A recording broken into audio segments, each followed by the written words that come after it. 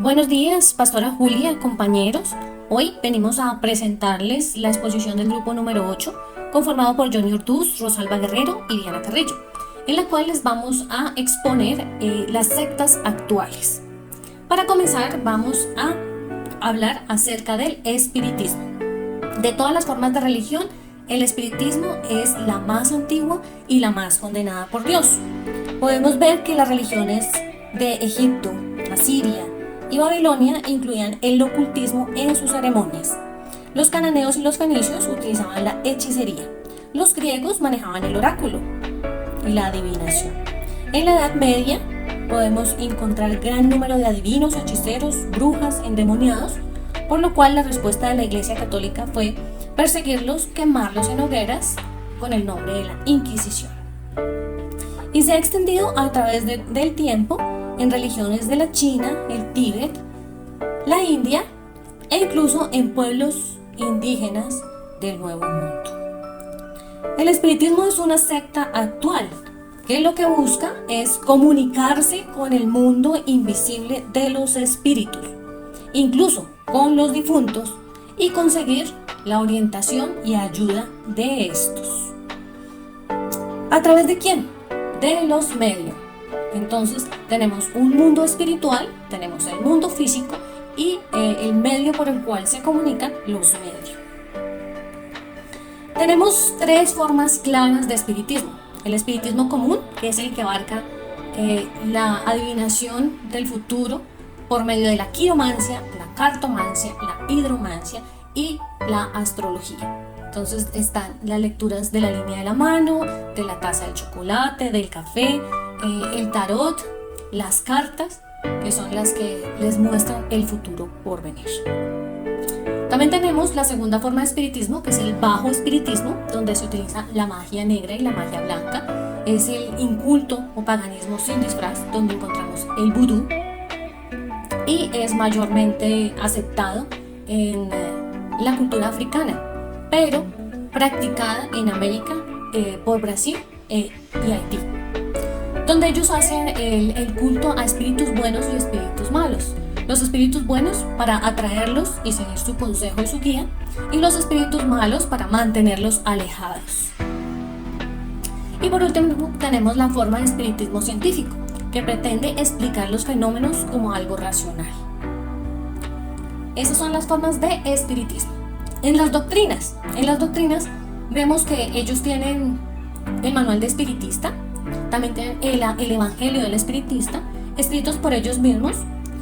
La Biblia no la toman como una base, una norma de fe, sino más bien para avalar el espiritismo. Lo vamos a ver más adelante. En el manual del espiritista habla que Dios es una inteligencia infinita que satura y controla el universo. Es sin forma, es impersonal, omnipresente y omnipotente, pero es inalcanzable, y mucho menos para el hombre. Por eso se encuentran los espíritus guía, espíritus de los muertos, que hablan a través de los medios para que el hombre sea dirigido. ¿Qué más tenemos? Tenemos a Jesús. Jesús es un espíritu puro y elevado, y en la tierra era un gran medio. Esto es lo que piensan los espiritistas. La salvación para ellos, ¿qué es? Es una evolución espiritual. Ellos creen en la reencarnación. Por lo tanto, su evolución la hacen por medio del sufrimiento y de realizar buenas obras.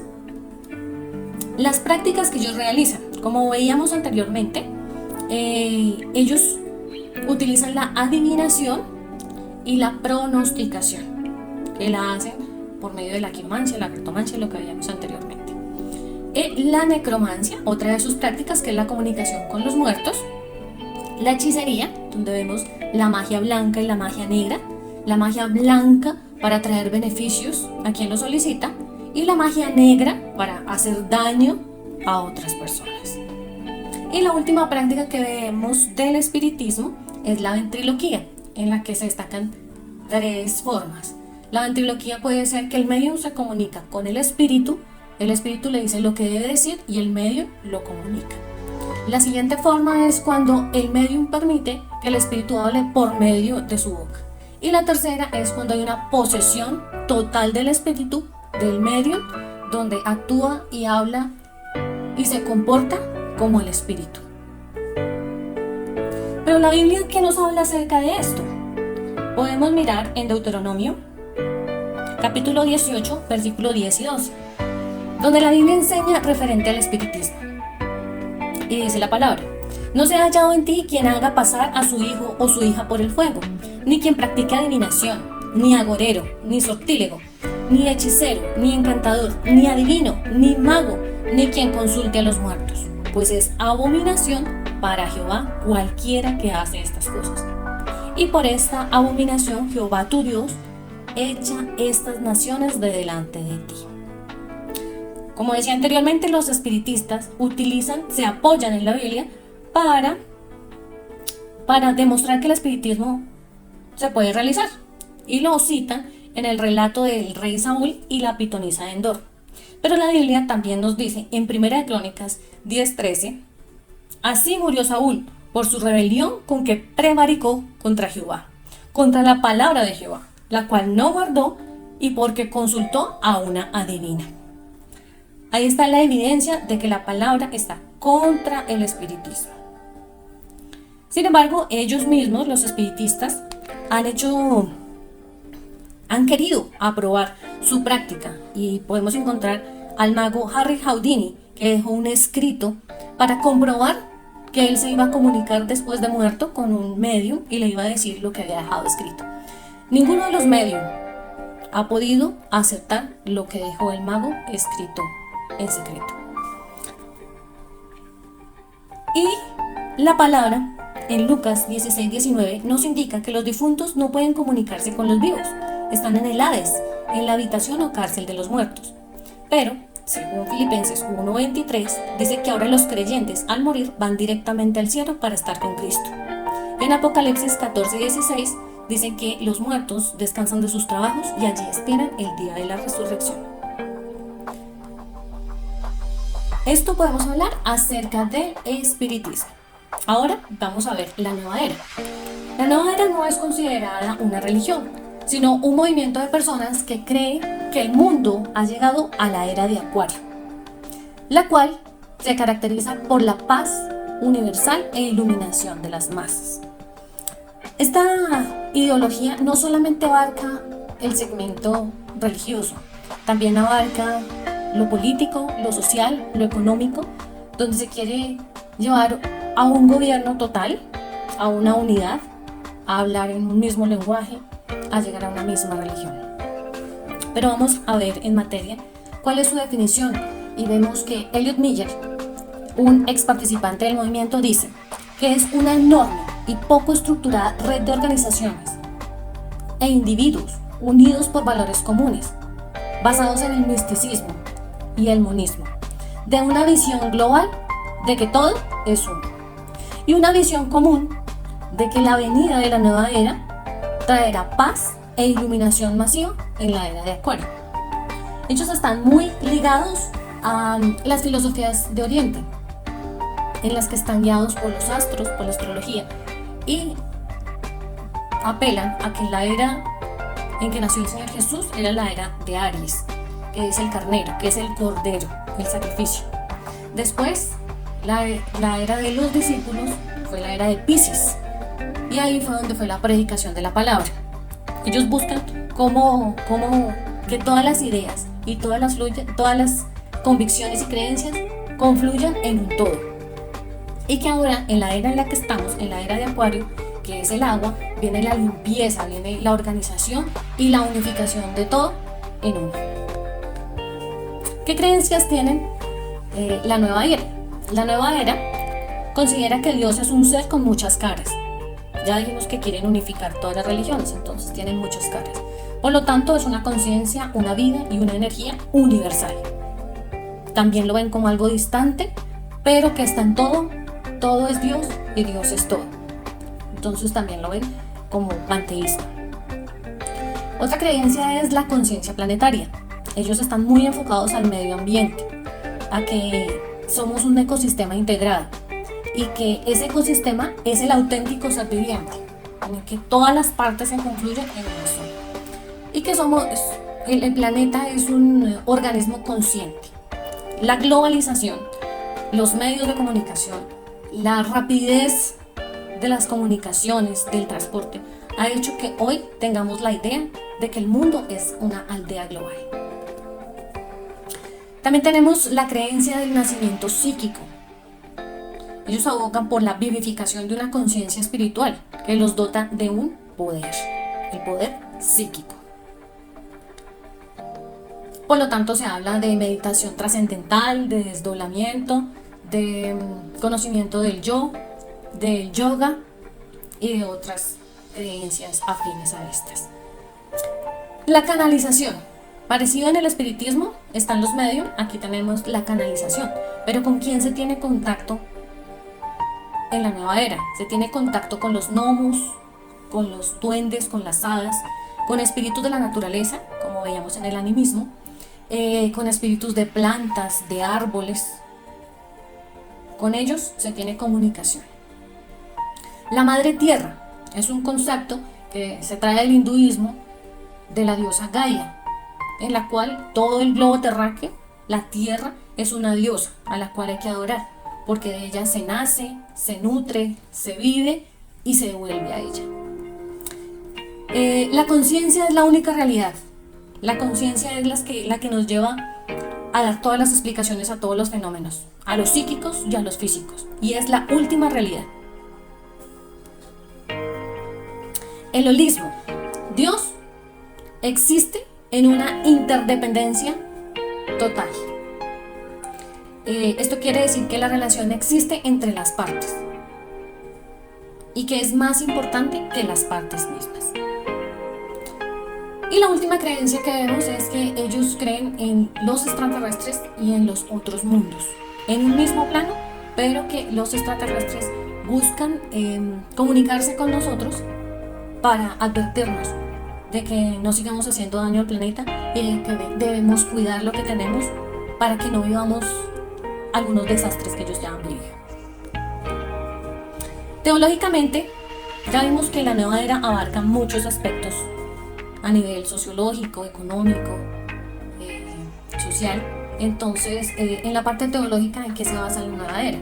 Ellos se basan en un misticismo oriental, ya vimos que tienen rasgos de hinduismo, manejan la reencarnación y el karma, en el que las personas a partir de la reencarnación lo que buscan es la iluminación y disminuir el karma. El Cristo pues es una persona elevada, con mucho conocimiento y con grandes enseñanzas. La Biblia y la revelación divina, claro, son aprobadas porque tienen buenas enseñanzas, ayudan a hacer el bien. La moralidad, claro, todos tenemos que tener una norma de conducta que debe ser aprobada. Acuérdense que aquí tenemos una idea global en la que todos debemos proceder de una manera correcta. En otras palabras, esto es lo que tenemos de la nueva era. A continuación vamos a ver la Mita de Nerón.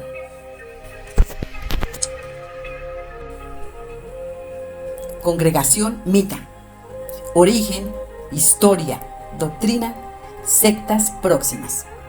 La Congregación Mita es una iglesia cristiana establecida sobre los fundamentos de apóstoles y profetas, cuya doctrina está basada en las Sagradas Escrituras.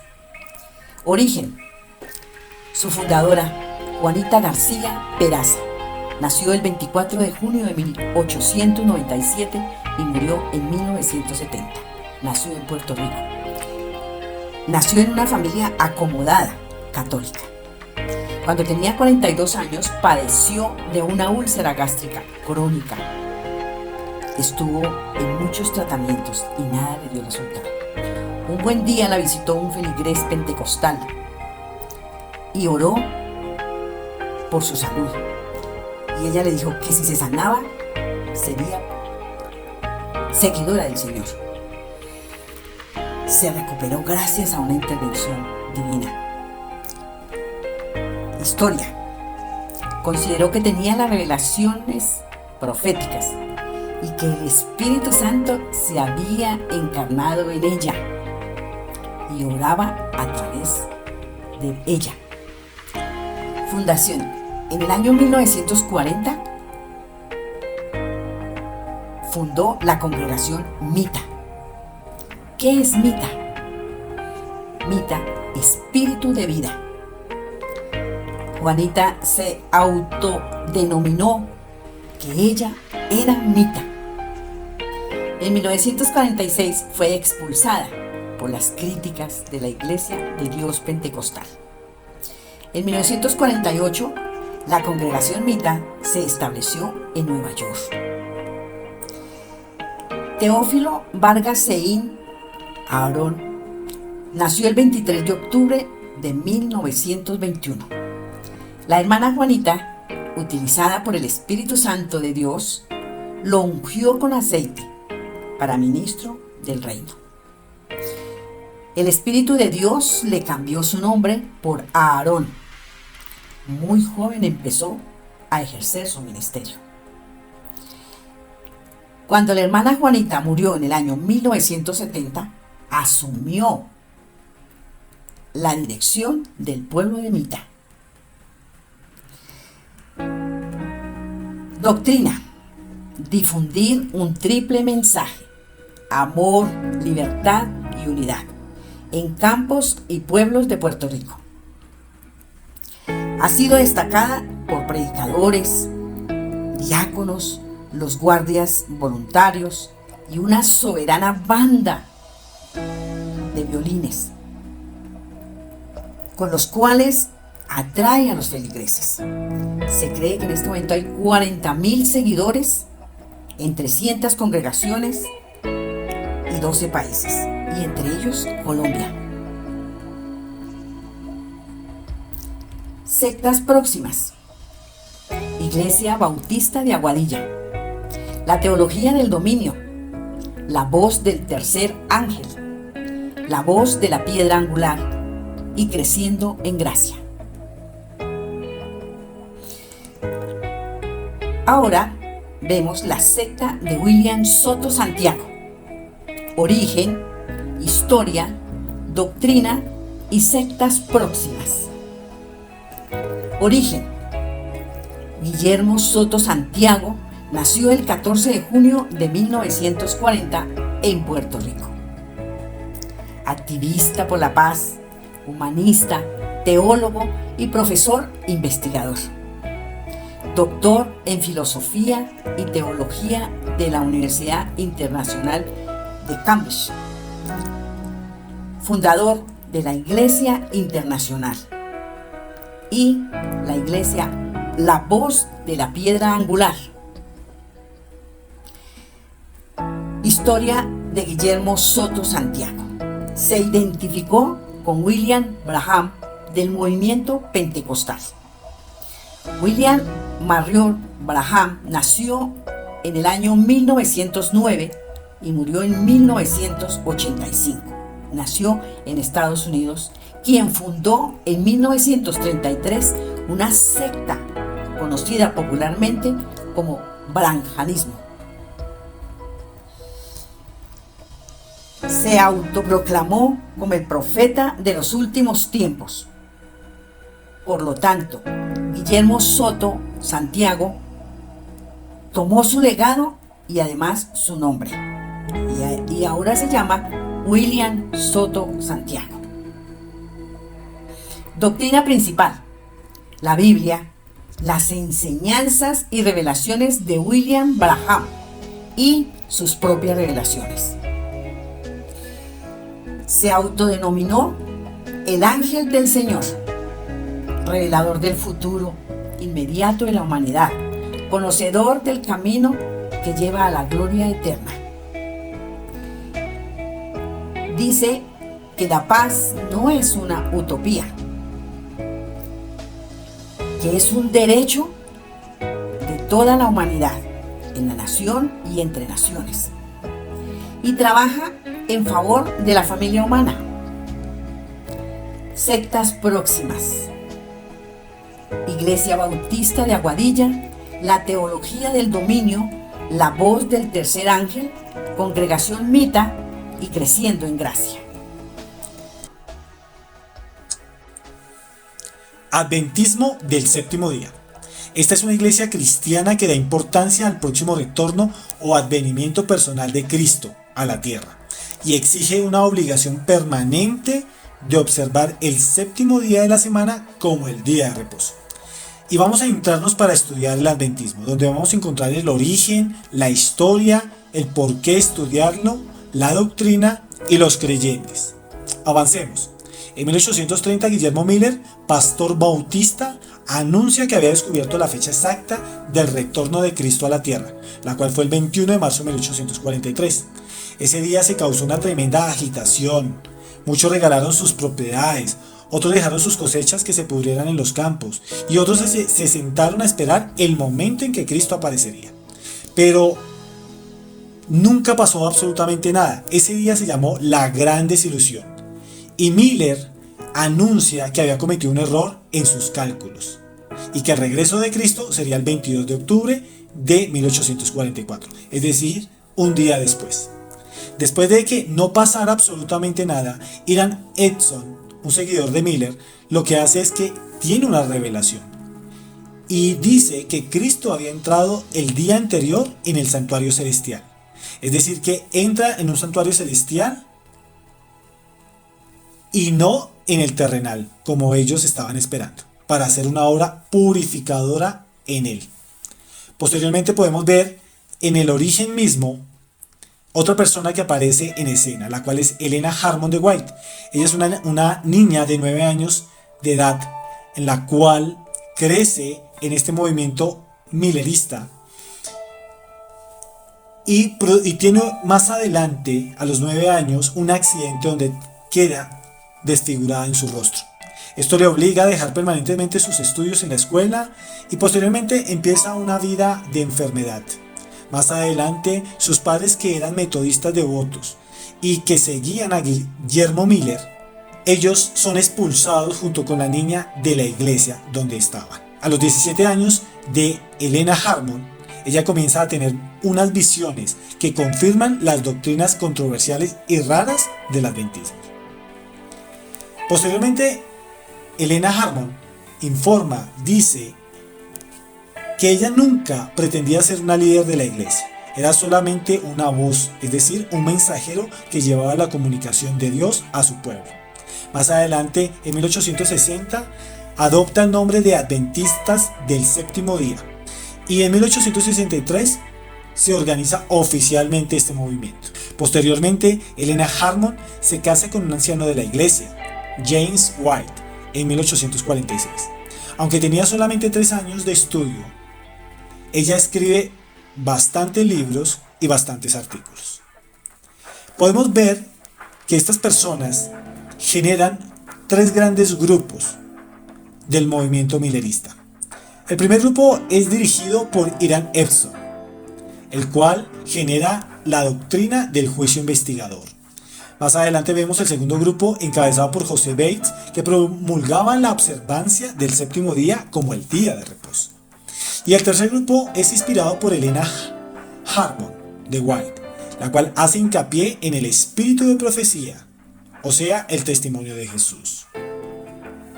Pero, ¿por qué estudiar el adventismo? 4 razones rápidas de por qué estudiarlo. La primera, desvían la senda bíblica de algunas creencias sobre la muerte y el estado futuro. Segundo, exageran la observancia del séptimo día como el día de reposo. Tercero, han aceptado la profecía de Helena White más inspiradora y se usa para interpretar la Biblia. Y más adelante, conviene que el obrero cristiano conozca todas estas ideas raras para estar preparado para refutarlas. De esa manera debemos estudiarla. Arranquemos por las doctrinas. Primera, el juicio investigador. El juicio investigador era el que llevaba a cabo Cristo en el santuario celestial. Pero hay 2 conflictos rápidamente. El primero, ellos aplicaron reglas de interpretación bíblicas diferentes en los textos de Daniel 8:14 y más adelante. Y posteriormente, si los pecados no fueran borrados completamente, no podríamos decir hoy que nosotros somos salvos. Segunda doctrina del adventismo: el séptimo día de la semana como el día de reposo. Ellos mantienen y afirman que es obligatorio observar el séptimo día de la semana como el día de reposo. El conflicto que existe es que es pecado observar el día de descanso en cualquier otro día de la semana. Porque Dios desde el principio apartó el séptimo día de la semana como un memorial perpetuo de su poder creativo. Pero ¿qué nos dice el Nuevo Testamento? El Nuevo Testamento nos dice que realmente estos eran códigos mosaicos y que el Señor Jesús colocó al mismo nivel todos estos códigos, todas estas leyes ceremoniales, las colocó en un antiguo pacto y que ya son caducas. Es decir, que el nuevo pacto es vigente. Ese es el conflicto que existe. Y el Señor Jesucristo, Él resucita el primer día de la semana. Una tercera doctrina que podemos encontrar del adventismo es la inmortalidad natural. Ellos afirman la doctrina del sueño del alma. ¿Qué quiere decir esto? Quiere decir que las personas duermen cuando mueren, duermen y entran en un estado de inconsciencia total. Su alma está durmiendo total en la tumba. El conflicto que existe es que nosotros como creyentes evangélicos tenemos una revelación de Dios la cual es progresiva. Y nos dice que inmediatamente la vida la tenemos eternamente en Dios, en Cristo Jesús. Posteriormente los adventistas interpretan mal ciertos términos en el Nuevo Testamento y eso hace que esta doctrina de la inmortalidad natural no tenga sustento. ¿Qué podemos encontrar adicionalmente dentro de los creyentes? Tres características importantes. La primera, ellos se destacan por ser muy buenas personas. 2, ellos aman sinceramente a Dios. 3, ellos se abstienen de los vicios y placeres mundanos. Esta es la religión o la secta del adventismo. Seguimos hacia adelante. La religión o secta de solo Jesús.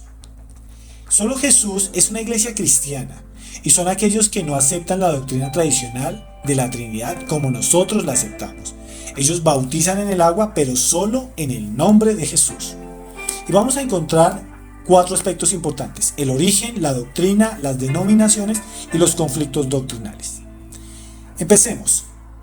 En el origen, podemos decir que en el siglo III, Sabelio, un presbítero de la iglesia en el norte de África, afirmó que Dios no es trino, sino que Jesús es Jehová, es decir, la única persona de la deidad. Es decir, que Jesús es el mismo Jehová. El Padre, el Hijo y el Espíritu Santo eran 3 nombres que se referirían al mismo ser divino. Pero más adelante, en 1913, se dice que era imprescindible ser bautizado en agua y hablar en otras lenguas para ser salvo. Más adelante podemos ver en este origen que Juan Eschep, predicador pentecostal, pasó toda la noche en oración y tuvo una revelación sobre el poder que hay en el nombre de Jesús. Y más adelante dice que el verdadero bautismo tenía que ser hecho en el nombre de Jesús. No los podemos confundir, ellos no son arrianos, pues los arrianos son los que niegan la deidad de Cristo. Y tampoco los podemos confundir con los unitarios, los cuales dicen que solo el Padre es Dios. Y ellos afirman la divinidad de Cristo. Veamos la doctrina. Ellos ven a Dios que es uno solo, pero que Dios se puede manifestar de muchas maneras y ser varias cosas simultáneamente. Los miembros de esta fe oran al Padre en el nombre de Jesús. Algunas denominaciones de esta iglesia son la Iglesia Apostólica de Fe en Cristo Jesús, originada en México y extendida por toda América Latina y por toda Europa. También tienen otro nombre, la Iglesia Pentecostal Unida, que es establecida en América del Norte y América del Sur. Pero también podemos encontrar otra denominación, la Luz del Mundo, que es fundada en México por Eusebio Joaquín. Conflictos doctrinales de solo Jesús.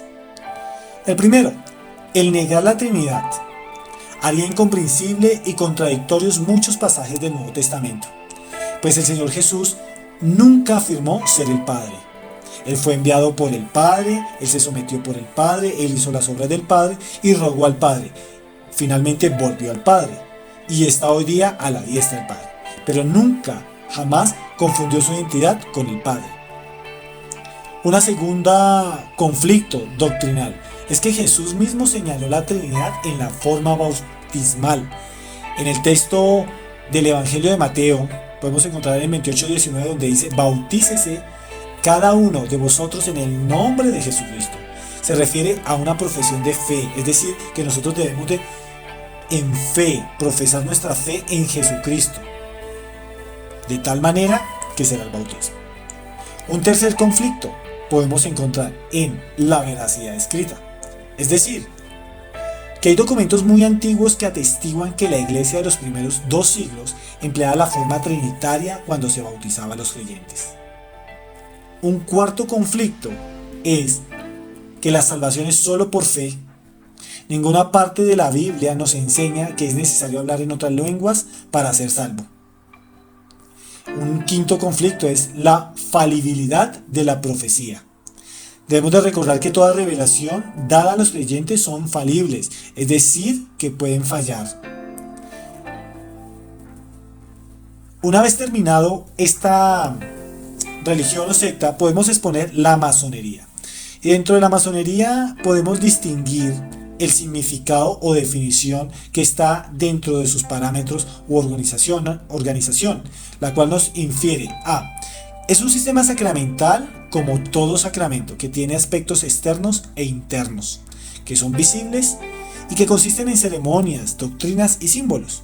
Todo esto es accesible a las personas o a los masones, así se llaman las personas, las cuales van aprendiendo a usar la imaginación espiritual y cada día son capaces de apreciar la realidad, velada por los símbolos externos. Esto está de acuerdo al manual de la masonería. Dentro de la masonería podemos encontrar el origen, la definición, por qué es una secta, cuál es su estructura o sus ritos, cuáles son los símbolos, la doctrina o cuál es el conflicto doctrinal. Y para ello encontramos lo siguiente. Rápidamente podemos encontrar dentro de su origen, en 1717, que fue fundada la Gran Logia de Londres por el reverendo anglicano James Anderson y el hugonote refugiado Jean Tifolis de Saguliers. En 1730, más adelante, los ingleses introdujeron las logias en los Estados Unidos. Posteriormente, podemos definir más concretamente que estas logias o la masonería es una sociedad secreta de fines filantrópicos y humanitarios que tiene una filosofía religiosa semejante al deísmo inglés de comienzos del siglo XVIII. La doctrina que usan allí dentro de la masonería. La primera podemos encontrar la creencia en Dios y en la inmortalidad del alma. El culto se le tributa directamente a un Dios y que consiste principalmente en las buenas obras, mediante las cuales se espera obtener la salvación. Podemos ver también que los altos secretos, hablando en general, son ritos, dogmas, misterios sacados del judaísmo y del paganismo babilónico y egipcio, y que mezclados en el caldero masónico dan un caldo semejante al que es ingerido por las sociedades espiritualistas. Es decir, que prácticamente toda su doctrina o toda la parte que hacen es pagana y tiende a ser un poco llevado al espiritismo. Por eso podemos decir que esto es una secta. ¿Y por qué es una secta? Porque es anticristiana, es deísta y es racionalista. Y se encuadra perfectamente en el marco de las religiones o de las sectas falsas. ¿Y cuáles son sus ritos? Podemos ver que sus ritos son organizados en dos.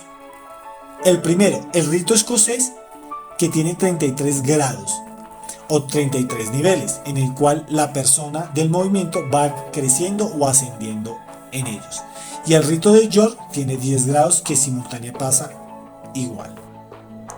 Podemos encontrar algunos símbolos.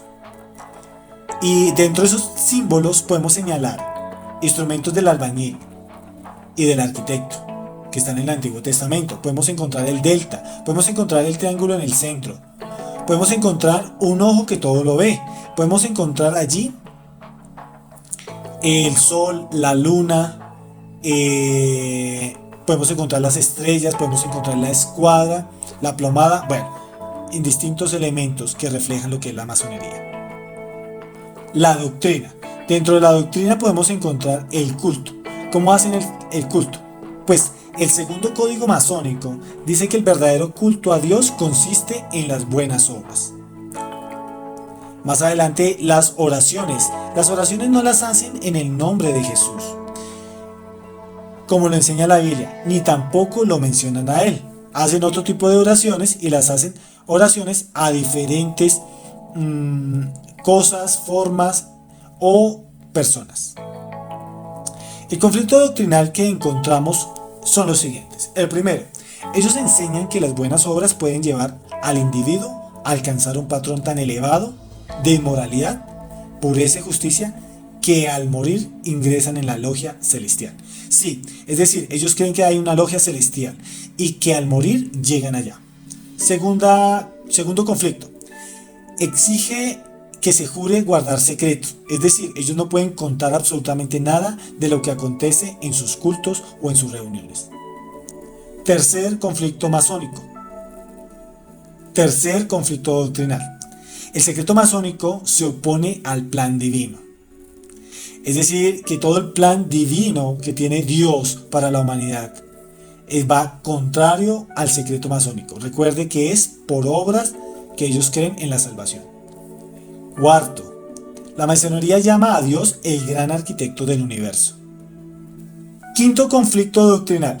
Existen símbolos, ritos, dogmas y misterios oriundos del judaísmo, del paganismo egipcio y el babilónico. Es decir, que todo esto está enraizado en un paganismo y la verdad bíblica no la toman en cuenta. Un sexto conflicto doctrinal, podemos ver que el Señor Jesucristo infiere en ellos que permaneció durante muchos años con los monjes del Tíbet y era conocido allí con el nombre del profeta Isa. Ellos lo dicen que fue en el periodo desde los 12 años hasta los 30 años. Pero esto se cae de toda razón porque la misma palabra de Dios dice que lo conocían como el carpintero. ¿Acaso él no es el carpintero? No siendo más, amados hermanos, amada pastora, muchas gracias. Hemos visto estas religiones y estas sectas.